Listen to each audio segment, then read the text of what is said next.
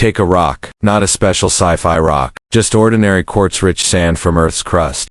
That is where a CPU begins. The reason is simple. Silicon is one of the most abundant elements in the crust, and quartz sand contains lots of it in the form of silicon dioxide, or CO2. Chip making starts by extracting that silicon, purifying it through multiple stages until it reaches electronic-grade purity, and then melting it so a single huge crystal can be grown. That crystal is called an ingot. In Intel's description, an ingot can weigh around 100 kilograms and reach about 99.9999999% purity. That part is already wild if you think about it. The processor in your computer begins as dirt and stone, then gets refined into one of the purest industrial materials humans make. And purity matters because a CPU is basically a giant city of switches. If the silicon is contaminated, the electrical behavior stops being predictable. So manufacturers do not want pretty pure. They want incredibly pure, because later they are going to build billions of transistors on top of it, and every one of those transistors needs to behave almost perfectly.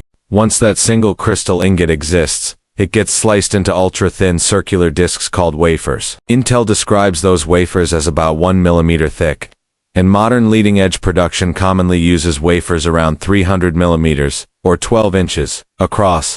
Then those wafers are polished until the surface is mirror smooth. That smoothness matters because the next steps are like printing microscopic structures onto the surface again and again, layer after layer. A defect you could barely see would be enormous at chip scale. So before a single transistor is made, the wafer has to be almost unnaturally perfect.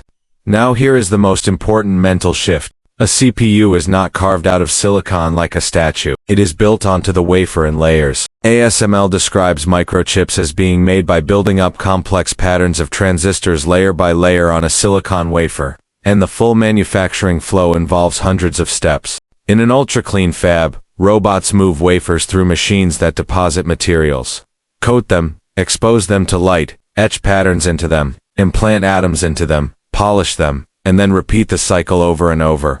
By the end, the wafer contains hundreds or even thousands of tiny chips laid out across its surface. So how do you actually draw a CPU onto silicon? The key process is photolithography. First, the wafer is coated with a light-sensitive chemical called then light is projected through a pattern blueprint called a mask, or reticle. Optics shrink that pattern down and focus it onto the wafer. The exposed resist changes chemically, which allows later steps to remove selected areas and transfer the pattern. In simple terms, chipmakers are repeatedly using light to print tiny shapes onto the wafer, except the shapes are so small that some modern systems use extreme ultraviolet light at 13.5 nanometers. ASML says EUV is what allows the most intricate layers of advanced chips to be manufactured at leading-edge nodes. After the pattern is printed into the resist, the wafer goes through etching. That means the exposed areas of material are removed while the protected areas stay behind. Think of it like stencil work at a scale so small it almost stops making sense. You coat, expose, develop, etch, clean, and then do it again for the next layer. This is how the basic geometry of the chip begins to appear. Tiny fins, gates, channels, trenches, contact holes, and wire roots all come from repeated cycles of patterning and removal. ASML and Intel both describe this layering process as central to how a chip is physically formed. But silicon by itself is not enough. To turn a wafer into working electronics, manufacturers have to control where electricity can and cannot flow. One major step is ion implantation. Intel describes this as bombarding selected parts of the wafer with a beam of ions. So, those atoms embed beneath the surface and change the conductive properties of the silicon. In plain English, engineers deliberately dope certain regions by adding carefully chosen atoms. That changes how that region behaves electrically, allowing the creation of source, drain, and channel regions that become part of a transistor. This is one of the reasons chip making is so hard. You are not just shaping matter, you are tuning its atomic behavior. Then comes the transistor structure itself. Modern processors use incredibly sophisticated transistor designs, but at the most basic level, a transistor is an electrically controlled switch.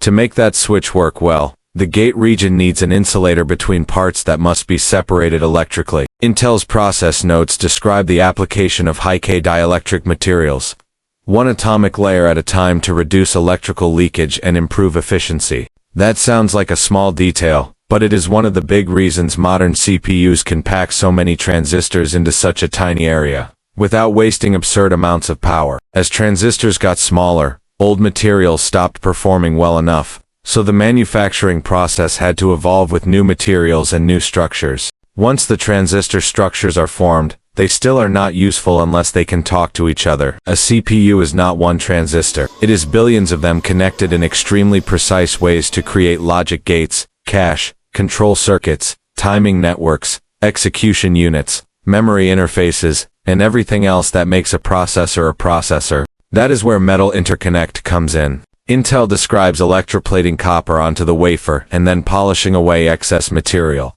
so only the intended connections remain. Then more metal layers are added on top, creating a dense three-dimensional network of wiring between transistors. Intel notes that chips may actually have more than 30 layers forming this circuitry, even though from the outside the chip looks flat. And that is the hidden truth of a CPU. What looks like a flat square from the outside is actually a vertically stacked maze of materials and structures. At the bottom you have the silicon foundation and the transistor regions. Above that, layer after layer of insulating material and metal lines route signals and power everywhere they need to go.